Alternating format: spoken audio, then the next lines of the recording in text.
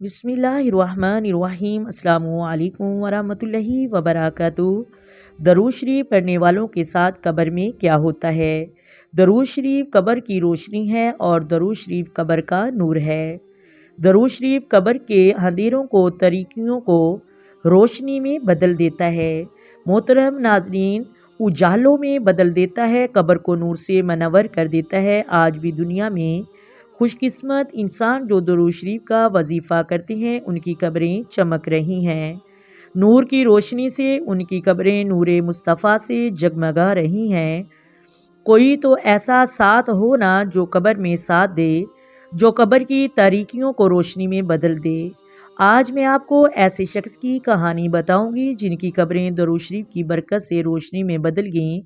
حضرت حسن بصری رحمۃ اللہ علیہ آپ فرماتے ہیں کہ ایک شخص کا انتقال ہوا۔ اس شخص کے انتقال کے بعد اسے خواب میں دیکھا گیا، اور جب اس سے پوچھا گیا تمہارا کیا بنا تو اس نے کہا کہ میرے اعمال تو بہت زیادہ معمولی تھے، میں کوئی زیادہ عبادت گزار نہیں تھا۔ ایک عمل ضرور تھا کہ میں روزانہ 500 مرتبہ درود شریف پڑھا کرتا تھا، اور اس عمل کی برکات سے اللہ کریم نے عذاب قبر کو مجھ سے دور کر دیا۔ سبحان اللہ۔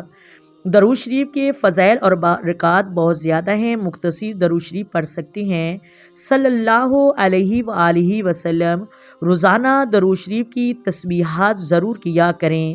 ہمیں چاہیے کہ ہر نماز کے ساتھ اٹھنے سے پہلے ایک تسبیح خشوع و خضوع کے ساتھ درود شریف ضرور پڑھیں۔ درود شریف سے دنیا کی مشکلاتوں سے بھی نجات ملتی ہے، اور قبر کی مشکلات سے بھی، اور محشر کی مشکلات سے بھی نجات ملتی ہے۔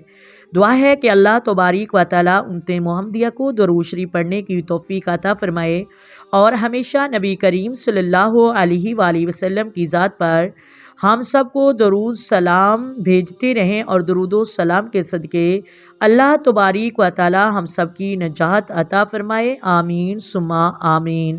امید کرتی ہوں آپ کو ویڈیو کی سمجھ آ گئی ہوگی۔ اگر ویڈیو اچھی لگے ویڈیو کو لائک کریں، ویڈیو کو شیئر کریں، اور پلیز چینل کو سبسکرائب کریں۔